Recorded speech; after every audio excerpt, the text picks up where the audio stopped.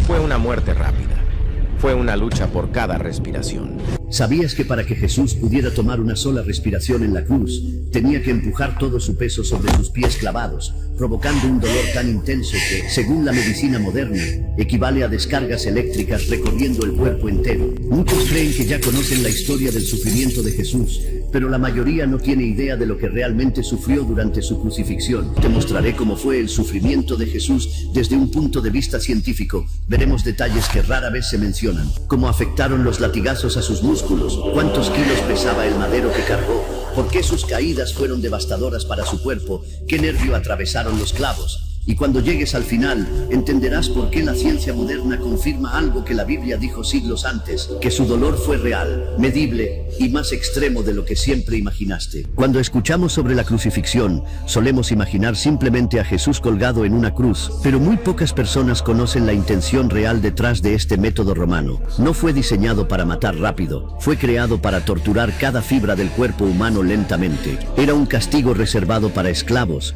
rebeldes y criminales peligrosos, y su objetivo era llevar a la víctima a un punto donde el dolor fuera tan extremo que incluso respirar se convirtiera en una batalla. La Biblia menciona este sufrimiento con pocas palabras, pero la ciencia moderna puede reconstruir exactamente lo que ocurrió minuto a minuto. Forenses, médicos del trauma, cardiólogos y especialistas en dolor coinciden en que la crucifixión combina más de 6 mecanismos de tortura al mismo tiempo: hemorragias masivas, daño nervioso, shock, asfixia progresiva, deshidratación, colapso muscular y una agonía que se intensifica con cada intento de respirar. Lo fascinante es que todo esto coincide con lo que las escrituras anunciaron siglos antes. Mas el herido fue por nuestras rebeliones. Isaías 53:5, una profecía que describe dolor físico real, medible y compatible con lo que hoy entendemos médicamente. En este video no solo verás lo que pasó, sino cómo lo vivió su cuerpo, qué partes se dañaron desde los primeros minutos, por qué cada paso al Gólgota era un riesgo de muerte y cómo cada clavo activó un dolor imposible de imaginar. Prepárate, porque lo que sigue te mostrará la crucifixión de Jesús de una forma que tal vez nunca habías escuchado. El impacto físico de la flagelación. El sufrimiento de Jesús no comenzó en la cruz. Comenzó en el patio del pretorio, con un castigo que muy pocos sobrevivían: la flagelación romana. El Evangelio lo menciona en una sola frase: así que entonces tomó Pilato a Jesús y le azotó. Juan 19. Pero detrás de esas palabras hay una de las torturas más brutales de la historia. Los soldados no usaban un látigo común, usaban un instrumento llamado flagrum, un mango corto de madera del que colgaban varias tiras de cuero grueso. En la punta de cada tira había bolas de metal, diseñadas para causar hematomas profundos, y fragmentos de hueso o hierro, afilados, colocados para arrancar piel y músculo con cada golpe. Los golpes no eran aleatorios. Los romanos estaban entrenados para golpear con fuerza, desde los hombros hasta las piernas, descendiendo en un patrón que aseguraba que cada parte del cuerpo fuera afectada. La ciencia forense explica que los primeros impactos causan contusiones masivas, hinchazón y sangrado interno. Pero conforme avanza la sesión, los trozos de hueso y metal comienzan a rasgar la piel, abriendo canales irregulares que dejan a la vista músculos, tendones e incluso partes del tejido óseo superficial. Los especialistas estiman que Jesús recibió alrededor de 30 a 40 azotes, lo suficiente para que el cuerpo entrara en shock hipovolémico, una condición donde ya no puede circular adecuadamente y la persona empieza a marearse, temblar, perder fuerza y experimentar una sed insoportable. Pero el daño no era solo externo. Cada golpe podía provocar ruptura de vasos sanguíneos grandes, cofruptura de vaporiciopapáfe, jova, espasmos nerviosos, jodientas adversas por dolor extremo, o dificultad para mantenerse en pie, fallas momentáneas en la visión por hipotensión. Además, los golpes en la zona baja de la espalda podían afectar los riñones y órganos abdominales, incrementando la hemorragia interna. Isaías ya lo había anticipado siglos antes al describirlo así: mi rostro no escondí de injurias y de esputos, por sus llagas fuimos nosotros curados. Isaías 56. Para cuando terminaron, la espalda de Jesús no era espalda, era una masa abierta, su piel colgaba en tiras, sus músculos estaban expuestos, y la pérdida ya era crítica. Jesús llega al siguiente tramo: caminar con el madero al Gólgota, no como un hombre fuerte cargando un peso, sino como alguien al borde del colapso, con un cuerpo que ya había comenzado el proceso de apagarse lentamente. Este momento marca el inicio del sufrimiento físico más documentado de la historia, y apenas estamos en el primer acto, el camino al Gólgota, ciencia del sufrimiento. Tras la flagelación, Jesús ya estaba en un estado que los médicos describen como pre-shock: hipotensión, pérdida de temblores, confusión y un dolor que abarcaba todo el cuerpo. Y aún así, en ese estado, le colocaron sobre la espalda expuesta el instrumento que lo acompañaría hasta la muerte, el patíbulo, el travesaño de la cruz. A diferencia de lo que muchas representaciones muestran, Jesús no cargó la cruz completa.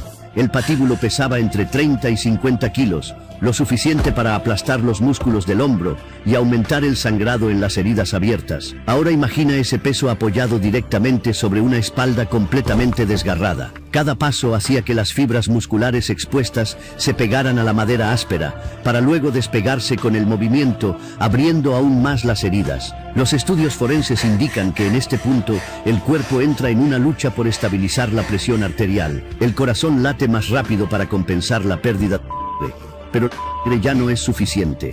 La visión comienza a nublarse, los oídos zumban, la respiración se vuelve irregular, el cuerpo entero tiembla. Aquí es donde Jesús comienza a caer. Y no fueron caídas comunes. Cuando un cuerpo debilitado cae con un peso tan grande encima, lo primero que impacta es el pecho o las rodillas, provocando golpes que pueden causar mortones severos en las costillas, microfracturas, daño en la articulación de la rodilla, abrasión en la piel ya desgarrada, polvo y piedras entrando en las heridas abiertas. Cada caída no solo aumentaba el dolor, sino que aceleraba el shock. Lucas 23:26 dice que tuvieron que obligar a Simón de Cirene a ayudarle, lo cual confirma que Jesús ya no podía cargar el patíbulo por sí mismo. No porque fuera débil, sino porque su cuerpo estaba literalmente cediendo. Los especialistas explican que, en esta fase, los músculos pueden comenzar a sufrir espasmos involuntarios, producto del agotamiento y la pérdida de electrolitos. El cuerpo entero tiembla como intentando apagarse, pero la persona sigue consciente, luchando por mantenerse en pie. La distancia hacia el Gólgota no era larga, pero en su estado, cada paso equivalía a un esfuerzo monumental. Equilibrar el peso, soportar el dolor, mantenerse consciente y no desfallecer por completo. Jesús llega finalmente al lugar de la crucifixión, no como un hombre vencido, sino como alguien que ha sobrevivido a un nivel de trauma que hoy se consideraría incompatible con la vida. Y lo más impactante es que el sufrimiento apenas iba por la mitad.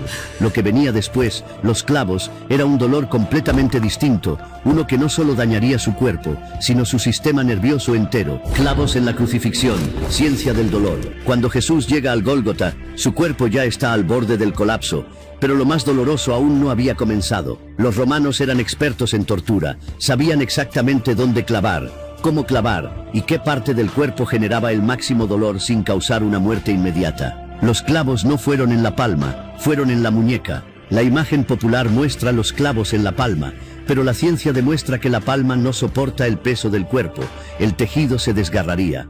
Los romanos colocaban el clavo en un punto preciso, el espacio de Destot, entre los huesos del carpo, la zona que hoy llamamos la muñeca. En ese punto pasa el nervio mediano, uno de los más sensibles del cuerpo humano.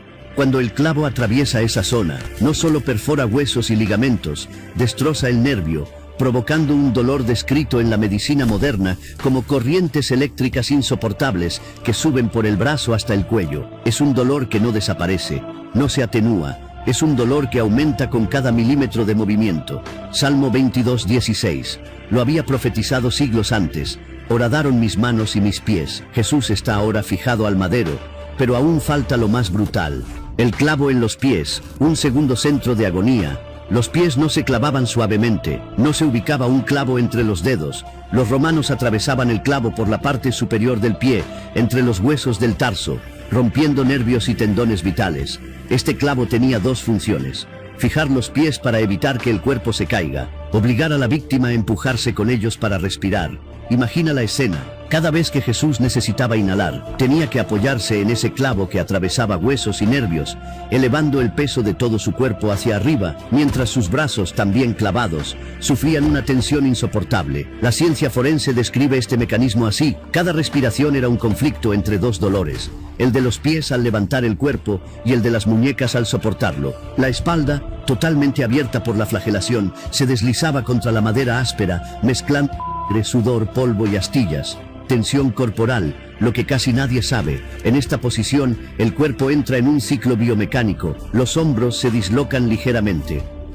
La caja torácica se expande y queda rígida. Los músculos intercostales dejan de funcionar. El diafragma no puede moverse con normalidad. La víctima exhala muy poco aire. El resultado: la persona empieza a ahogarse lentamente, aun estando completamente consciente. Los latidos del corazón se aceleran, la presión baja, la visión se nubla, y cada intento de respirar es una combinación de dolor extremo, esfuerzo muscular. Y lo más impactante de todo es que, a pesar de este nivel de sufrimiento, Jesús todavía habló palabras desde la cruz, algo que médicamente exige un esfuerzo brutal para exhalar aire suficiente. Esta fase marca el inicio directo del mecanismo de muerte, y lo que viene ahora, la asfixia progresiva, explica por qué la crucifixión no mataba por los clavos, sino por la lucha desesperada por respirar. Morir en una cruz, asfixia progresiva. La crucifixión no mataba por los clavos, no mataba por la pérdida, no mataba por el dolor. La crucifixión mataba por asfixia lenta, una muerte que convierte cada segundo en una lucha desesperada. Cuando Jesús fue alzado en la cruz, su cuerpo adoptó una postura biomecánica prácticamente incompatible con la respiración. Los brazos extendidos hacia afuera y hacia arriba generaban tres mecanismos simultáneos que bloqueaban el sistema respiratorio. Los hombros se dislocaban parcialmente, estirando al máximo los músculos pectorales. La caja torácica quedaba expandida, en posición de inhalación, pero incapaz de exhalar completamente. El diafragma, responsable de la respiración, quedaba comprimido por la distensión del abdomen causada por sangre acumulada y el peso corporal. El resultado es que Jesús podía tomar aire, pero no podía expulsarlo bien. Era como estar atrapado con un tórax rígido, con el aire quedándose dentro y el cuerpo en pánico. La respiración se convierte en una batalla, requiriendo dolor, esfuerzo y un impulso sobrehumano para cada exhalación. Para poder exhalar, Jesús debía empujar su cuerpo hacia arriba, usando los pies perforados, abriendo la caja torácica lo suficiente para liberar algo del aire retenido. Ese movimiento provocaba un dolor punzante en los pies, tensión desgarradora en las muñecas, estiramiento brutal de los hombros, fricción constante de la espalda abierta contra la madera y calambres musculares por agotamiento. Jesús tenía que repetir este proceso decenas, quizás cientos de veces, hasta que su cuerpo simplemente ya no pudiera levantarse más. Cada respiración era literalmente un acto de voluntad. Marcos 15:37 dice: mas Jesús, dando un gran grito, expiró. Ese último grito es la evidencia de su esfuerzo final. Solo quien logra levantarse un último instante puede emitir una exhalación fuerte. Cuando no puedes exhalar bien, el dióxido de carbono se acumula en el cuerpo. Se vuelve más ácida, los músculos tiemblan, la mente se nubla y el corazón late con violencia intentando compensar. Esto provoca mareos, confusión, espasmos musculares, hormigueo en manos y pies y arritmias cada vez más intensas. La víctima se siente ahogándose aunque esté respirando. Es una sensación de sofocación consciente, una muerte lenta por insuficiencia respiratoria. A medida que el CO2 aumenta y el oxígeno disminuye, el corazón entra en crisis. Los cardiólogos explican que es común que aparezcan taquicardia extrema, arritmias ventriculares, colapso circulatorio, dolor de pecho por falta de oxígeno y riesgo de paro cardíaco súbito. Jesús experimentó esto mientras sangre se acumulaba en sus pulmones y el cuerpo entraba en un estado de agonía consciente. Cada vez que Jesús intentaba levantarse, su espalda, ya hecha una masa de heridas abiertas por la flagelación, se deslizaba contra la cruz. Esa fricción no solo aumentaba el dolor, sino que generaba nuevas hemorragias, activaba más espasmos y debilitaba todavía más su capacidad para levantarse. Con el paso de los minutos, respirar se hacía casi imposible. Finalmente llega un momento en que las piernas ya no pueden empujar, los pulmones no pueden abrirse y el corazón no puede seguir compensando. El cuerpo se desploma hacia abajo, la caja torácica se comprime y la asfixia se vuelve inevitable. No es una muerte instantánea, es una muerte en cámara lenta, una muerte donde la víctima sabe que se está ahogando, pero no puede detener el proceso. Y en medio de esa agonía, Jesús todavía habló, perdonó y entregó su espíritu. Esto es lo que hace que la crucifixión sea considerada una de las formas de tortura más crueles, jamás creadas y una de las más científicamente documentadas. Esta fase marca el punto donde la ciencia y la Biblia coinciden. Jesús no solo murió, entregó su vida mientras su cuerpo colapsaba desde cada sistema vital. Y agua. ¿Por qué salieron dos líquidos? Cuando Jesús ya había muerto en la cruz, los soldados romanos tenían la obligación de asegurarse de que la ejecución hubiese sido completada. Ellos no podían permitirse errores. Si alguien bajaba vivo de una cruz, el soldado responsable pagaba con su propia vida. Por eso uno de ellos, como lo relata Juan, tomó una lanza y perforó el costado de Jesús. Y allí ocurrió un detalle que ha intrigado a creyentes, historiadores, escépticos y médicos durante siglos. Y al instante salió y agua. Juan 19. A simple vista, ese versículo parece extraño. ¿Cómo es posible que salieran dos líquidos distintos? ¿De dónde proviene el agua? ¿Y por qué Juan lo menciona con tanta claridad? Lo sorprendente es que, con los conocimientos modernos de medicina forense, ese detalle encaja perfectamente con lo que ocurre en un cuerpo que muere por crucifixión y asfixia prolongada. Durante la agonía en la cruz, mientras el cuerpo lucha por respirar y el corazón intenta mantener el flujo sanguíneo, ocurren varios fenómenos internos. La falta de oxígeno, el colapso respiratorio y el estrés extremo provocan que líquidos se acumulen alrededor de dos zonas críticas, los pulmones y el corazón. Este líquido no es agua literal, sino un fluido claro que se forma por inflamación y por el fallo progresivo del sistema cardiovascular y respiratorio. Alrededor de los pulmones se forma lo que la medicina llama derrame pleural, un líquido transparente o amarillento que se acumula entre la pared torácica y los pulmones cuando la respiración está fallando. Y alrededor del corazón se acumula otro fluido, llamado derrame pericárdico, que aparece cuando el corazón ha estado bajo estrés extremo y ha entrado en insuficiencia. Ambos líquidos pueden aparecer juntos en situaciones de trauma intenso, shock y asfixia, como en una crucifixión. Cuando el soldado perforó el costado de Jesús, muy probablemente por el lado derecho, como indican los estudios, la lanza atravesó la piel, los músculos, y luego penetró en esas cavidades donde estaban acumulados esos fluidos. Por eso, primero salió el líquido claro, lo que Juan describió como agua, y después salió sangre. El orden es exactamente el que esperaríamos si alguien perfora la zona pleural y luego toca los tejidos vasculares cercanos. Esto es lo más sorprendente. Juan, que no era médico, describió algo que hoy la ciencia reconoce como un detalle forense perfecto. No inventó un símbolo espiritual. No exageró, registró con precisión lo que vio. Y ese simple detalle confirma dos verdades. Jesús había muerto realmente y su muerte concuerda exactamente con lo que la ciencia entiende sobre la crucifixión. ¿Qué significa todo esto para la fe hoy? Después de analizar el sufrimiento de Jesús desde la ciencia, muchos se sorprenden. Algunos dicen, nunca imaginé que fue tan brutal. Otros comentan, ahora entiendo por qué la Biblia usa palabras como herido, molido y cargado. Pero la gran pregunta es esta, ¿qué significa todo esto para nosotros hoy? Porque es fácil mirar la crucifixión como un evento histórico, como una escena que pertenece al pasado. Pero cuando vemos el nivel de dolor físico, emocional y espiritual que Jesús soportó, y lo comparamos con lo que la medicina moderna confirma, algo cambia. El sacrificio deja de ser una idea abstracta y se convierte en algo profundamente real. La ciencia nos muestra el cómo, pero la Biblia nos revela el por qué. Jesús no murió porque lo atraparon, no murió porque lo superaron, no murió porque perdió, murió porque eligió hacerlo.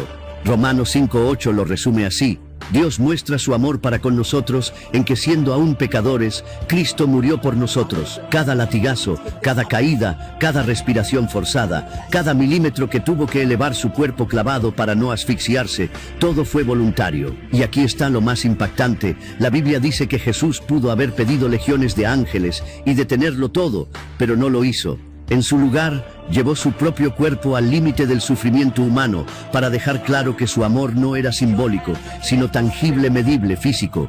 La ciencia confirma el dolor, la fe confirma la intención. Y cuando juntas ambas cosas, la cruz deja de ser un simple símbolo religioso y se convierte en la mayor declaración de amor de la historia. Un Dios que se hace hombre para soportar el peor castigo creado por los hombres.